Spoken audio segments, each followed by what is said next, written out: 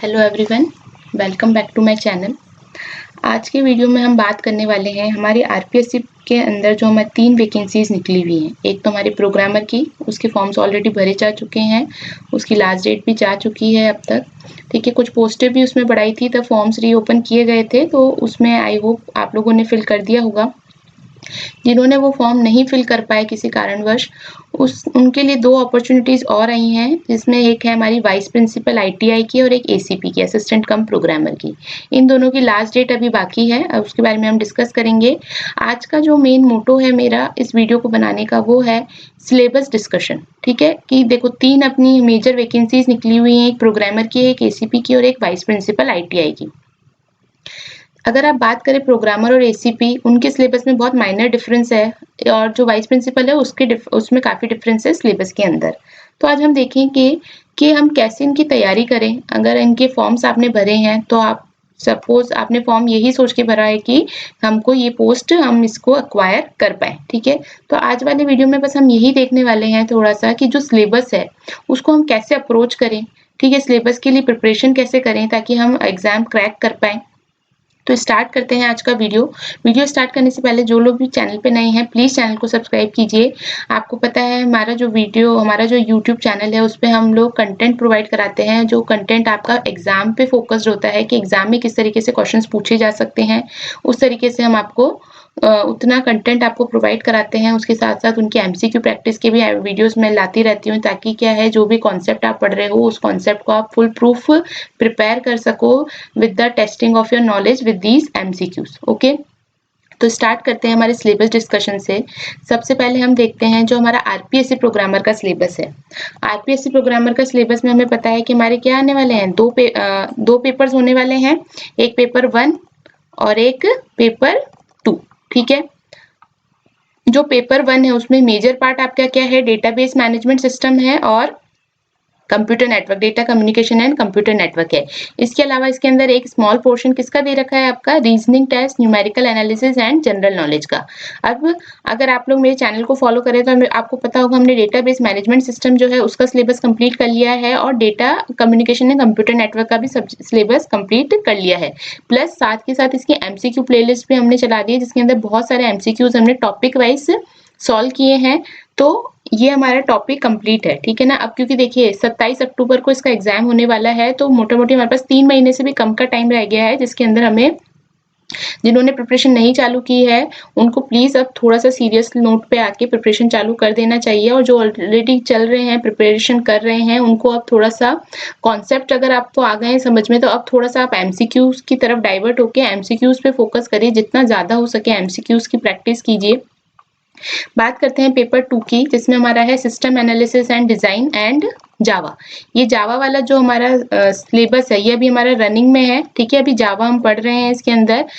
कल ही जैसे मैंने एक लेक्चर लिया था जिसके अंदर मैंने ऊप्स के प्रिंसिपल्स आपको बताए थे, ये हमारा कंटिन्यू में चल रहा है। इसमें क्या होता है, कई बार हम पहले लेक्चर्स कवर करते हैं, फिर उस लेक्चर के बेसिस पे जो भी एमसीक्यूज होते हैं उनकी प्रैक्टिस यहाँ पे हम करते हैं। तो ये तो बात हुई हमारे आरपीएससी प्रोग्रामर की। इसकी देखिए लास्ट डेट चली जा चुकी है, जिन्होंने फॉर्म भर दिया है उनको पता होगा फॉर्म्स की लास्ट डेट इसमें अब नहीं है। ठीक है, इसमें आपको बस अब आपके एग्जाम की प्रिपरेशन करनी है, एग्जाम पे फोकस करना है। इसके अलावा अगर हम बात करें हमारे आईटीआई वाइस प्रिंसिपल का जो फॉर्म निकला था, इसकी अगर हम लास्ट डेट देखें तो आई थिंक इसकी लास्ट डेट अभी है, मैं आपको एक बार बता देती हूँ। यहाँ पे लास्ट डेट इन्होंने मेंशन की होगी, जस्ट अ मिनट।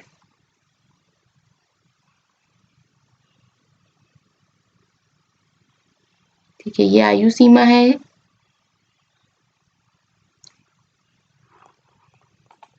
देखिए ये आपकी इसकी जो एग्जाम डेट है वो सॉरी एग्जाम के एप्लीकेशन फॉर्म भरने की जो डेट दे रखी है वो आपकी 10 जुलाई से इसके एग्जाम्स फॉर्म स्टार्ट हो गए थे, और 8 अगस्त तक इसकी लास्ट डेट है, यानी कि अभी भी आप इस फॉर्म को भर सकते हैं।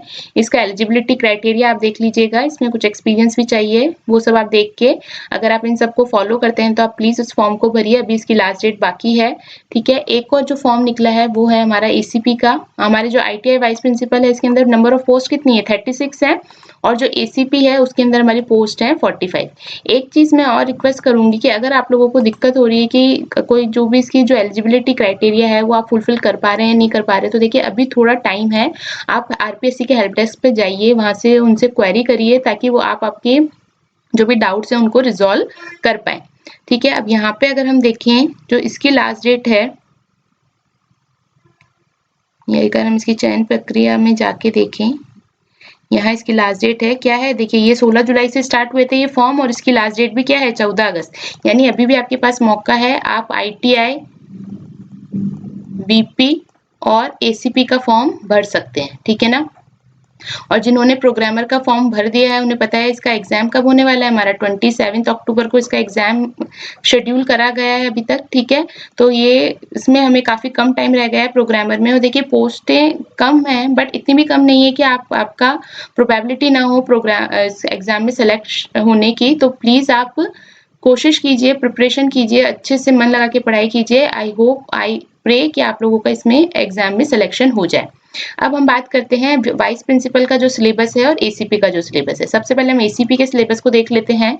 अगर आप एसीपी के सिलेबस की बात करें तो जो एसीपी का सिलेबस है उसमें अगर आप देखेंगे तो जो पेपर 1 है वो आपका बिल्कुल प्रोग्रामर जैसा ही है कि reasoning, numerical analysis, general knowledge, DBMS और data communication and computer network. देखिए बिल्कुल सेम है, जो पेपर 1 आपका प्रोग्रामर का जो पेपर 1 है वही आपके एसीपी के पेपर 1 का सिलेबस है। तो देखो इसमें कोई चिंता की जरूरत ही नहीं, अगर प्रोग्रामर की तैयारी आप ऑलरेडी कर रहे हैं तो आपका एसीपी की भी तैयारी जो है वो साइमल्टेनियसली चल रही है।